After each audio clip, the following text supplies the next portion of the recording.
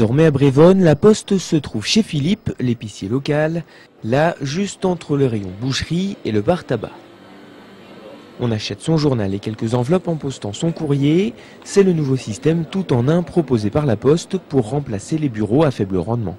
Ici, comme donc on peut le voir, hein, c'est ouvert du matin jusqu'au soir, le samedi et le dimanche compris. Hein, et donc ça permet à la clientèle notamment donc de récupérer son colis ou sa lettre recommandée donc le soir quand elle rentre du travail, puisque beaucoup d'habitants de Brévonne donc travaillent sur 3.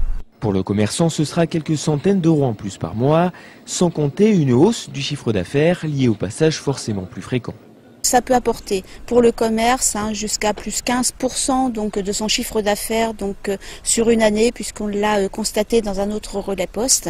Hein. Et pour ce qui nous concerne, évidemment, donc, au niveau du bureau de poste, eh bien, donc, on a également donc, des chiffres d'affaires qui sont bien meilleurs donc, dans ce type de partenariat que si on avait laissé un bureau de poste ouvert 2 heures par jour.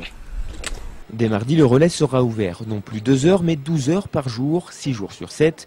Une aubaine pour les 700 habitants de la commune. On a quand même beaucoup de personnes âgées à Brévonne, donc beaucoup n'ont pas le permis. Donc c'est vraiment le service de proximité. Et puis pour amener un peu de clientèle aussi.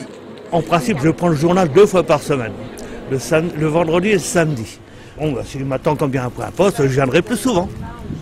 L'ancienne agence communale fermera dans quelques jours. L'employé sera réaffecté à la mairie. Au final, le seul mécontent, c'est peut-être ce philatéliste qui risque de manquer de matières premières. Nous, les philatélistes, on regrette toujours les bureaux de poste, en sachant que ça disparaît sans arrêt. S'il n'y a plus de bureau de poste, il n'y a plus de tampons, il n'y a plus de flammes, il n'y a plus de... Et aussi bien pour les usagers de la commune. Excite les bureaux des PTT, les nostalgiques devront s'y faire. Ce genre de point relais reste aujourd'hui un des seuls moyens de conserver un service postal de proximité dans les communes rurales.